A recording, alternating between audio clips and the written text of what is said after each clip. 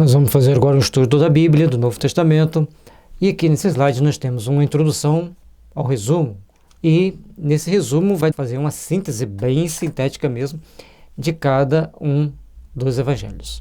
Então, estudo do Evangelho de Jesus, conteúdos resumidos dos livros do Novo Testamento, tradução de João Ferreira de Almeida. Deixe seu like, inscreva-se no nosso canal, comente, compartilhe com seus amigos, com suas amigas. Obrigado. Nesta seção se encontram os resumos de cada livro do Novo Testamento. Juntamente com sua descrição, se for o caso, é evidente que, por sua brevidade, não são descrições completas. No entanto, podem ser úteis como uma referência adequada aos conteúdos dos evangelhos. Mateus. O Evangelho segundo Mateus.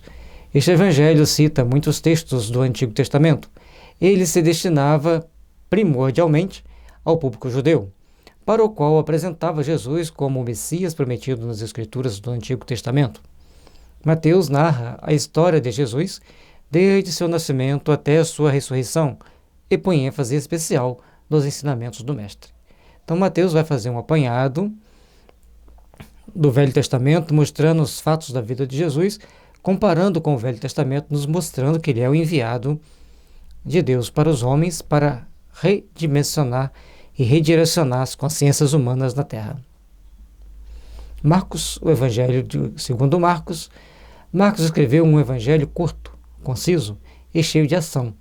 Seu objetivo era aprofundar a fé e a dedicação da comunidade para a qual ele escrevia. Então, ele fez de uma forma bem concisa para que as pessoas, pegando as partes mais que ele julgou mais essencial, mas que tinha muita ação de Jesus, mostrando às pessoas a necessidade de ter fé e se dedicar à comunidade.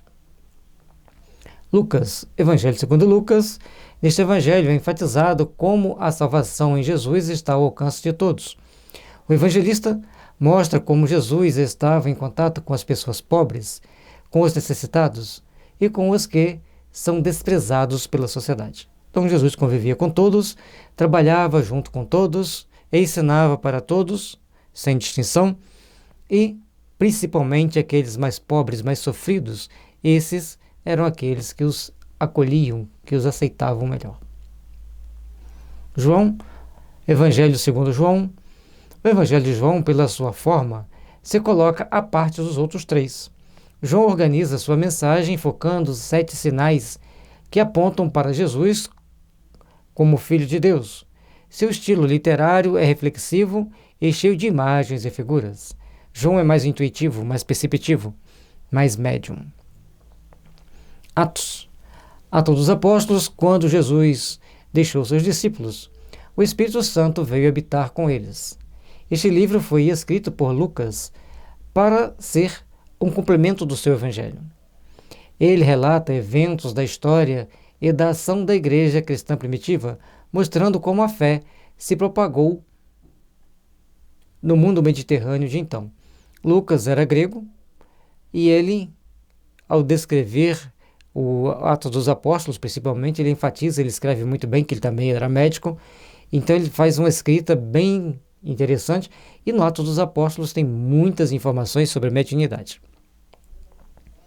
Romano, Carta de Paulo aos Romanos. Nesta importante carta, Paulo escreve aos romanos sobre a vida no Espírito, que é dada pela fé aos que creem em Cristo. O apóstolo reafirma a grande bondade de Deus e declara que, através de Jesus Cristo, Deus nos aceita e nos liberta de nossos pecados. Ele vai mostrando o caminho que nós devemos seguir, o caminho que nós devemos nos conduzir, pelo qual nós devemos nos conduzir, para chegarmos a Deus e, principalmente, deixando certas mazelas, fazendo uma reforma íntima, fazendo uma correção de nossos hábitos. 1 Coríntios, primeira carta de Paulo aos Coríntios. Esta carta trata especificamente dos problemas que a igreja de Corinto estava enfrentando, dissensão, imoralidade, problemas quanto à forma da adoração pública e confusão sobre os dons do Espírito. Os gregos, eles eram grupos de espíritos mais bem preparados, porque eles já tinham sido preparados por Sócrates, Platão, Aristóteles, principalmente por Sócrates. Então, eles tinham uma bagagem bem espiritualizada. Mas, ao mesmo tempo, Devido à condição geográfica da Grécia ter muitas praias, muitas ilhas, eles também eram cidades que eram usadas pelos romanos e pelas pessoas ricas da época como épocas, cidade de veraneio, de passar o verão, de curtir a praia e também a sensualidade. E Paulo teve muito trabalho para mostrar para eles que deveriam abandonar essa vida. Segundo aos Coríntios, segunda carta de Paulo aos Coríntios. Nesta carta, o apóstolo Paulo escreve sobre seu relacionamento com a igreja de Corinto e as dificuldades que alguns falsos profetas haviam trazido ao seu ministério. Os falsos profetas, ou as pessoas que não procuram entender bem os princípios cristãos, os princípios éticos e morais do Cristo, são aqueles que mais trazem problemas para o aprimoramento, para o aperfeiçoamento de si mesmo e das leis divinas. Gálatas. Carta de Paulo aos Gálatas. Esta carta expõe a liberdade da pessoa que crê em Cristo com respeito à lei. Paulo declara que é somente pela fé que as pessoas são reconciliadas com Deus.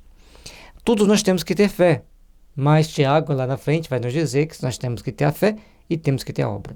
E Mateus, também no capítulo 25, traz para nós a fala de Jesus mostrando a importância da obra na salvação.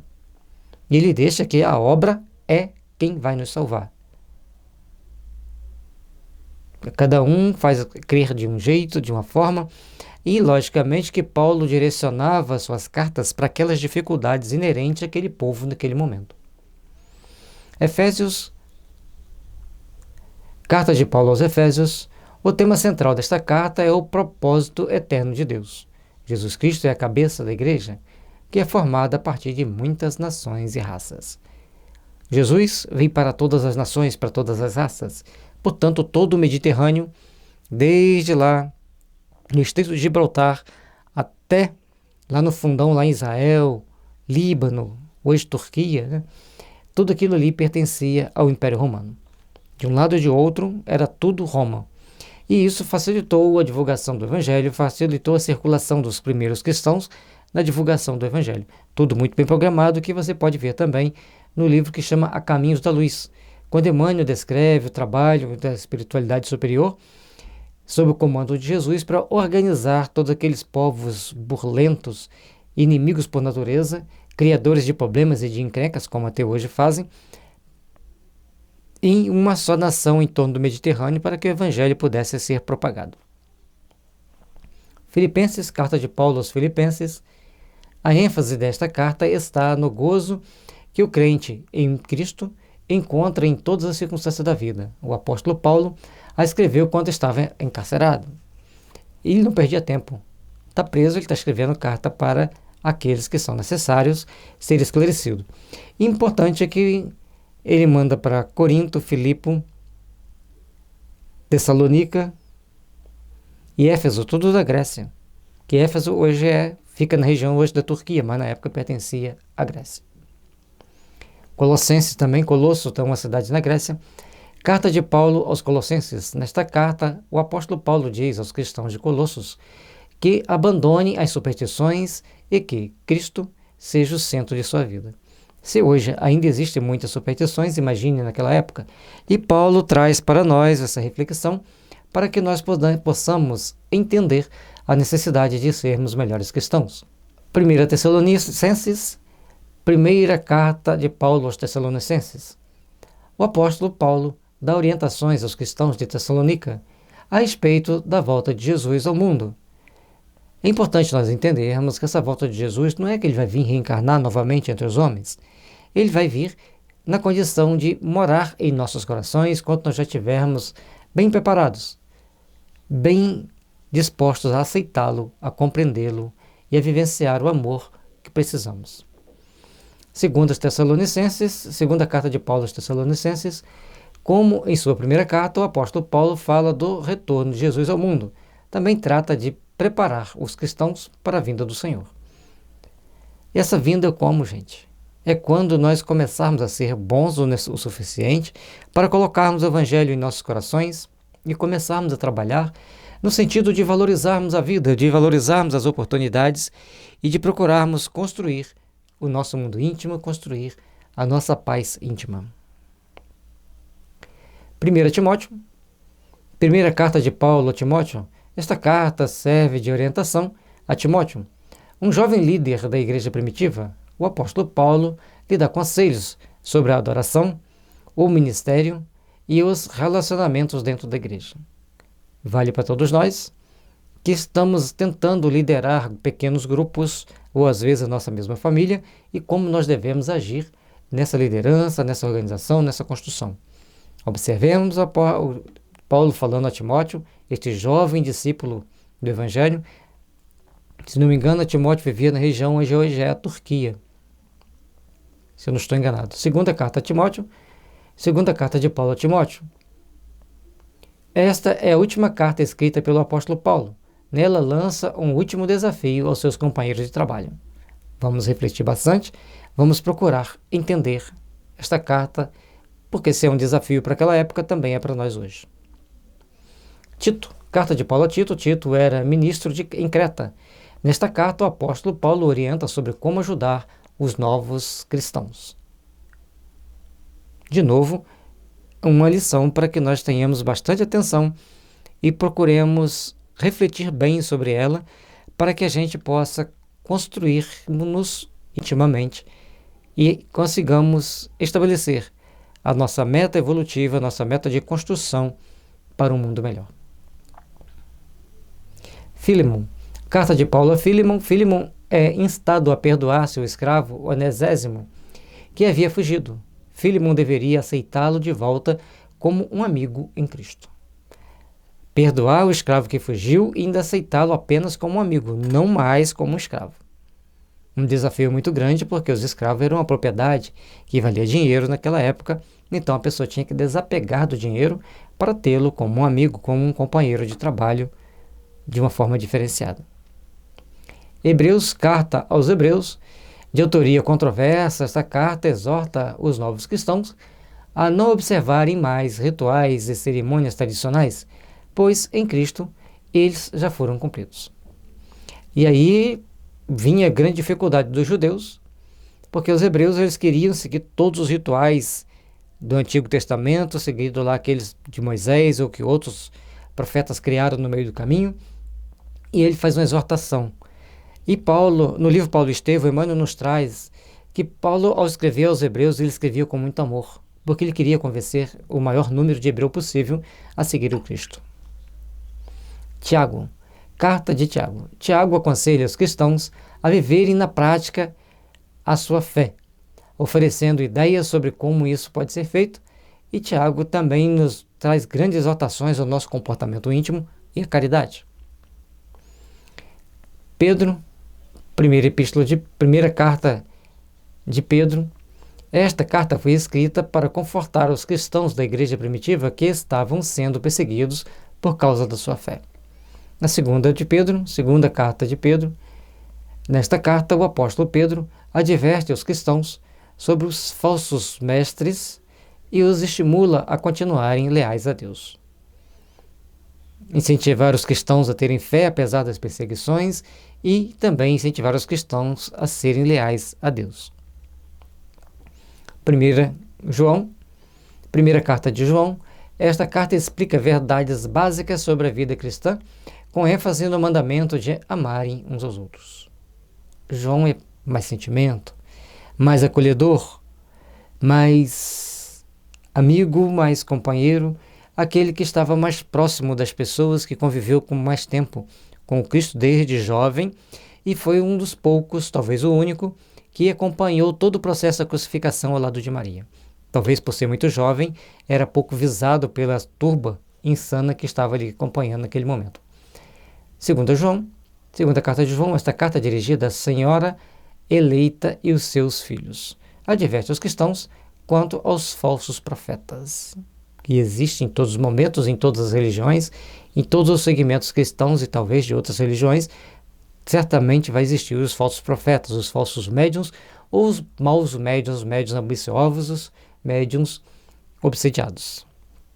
Que profeta é a mesma coisa que médium, só que o profeta ele tinha que adivinhar alguma coisa do futuro, fazer alguma ligação entre o presente e o passado dentro das escrituras, com conhecimento das escrituras e com capacidade de avaliar os fatos para que aquilo fosse acontecendo. Terceira carta de João, em contraste com a segunda carta, ele fala da necessidade de receber os que pregam a Cristo. Então, se nós estamos pregando a Cristo, nós devemos nos tratar melhor, devemos nos convivermos melhores um com o outro. Cartas de Judas. Judas adverte seus leitores sobre a má influência de pessoas alheias à irmandade dos cristãos.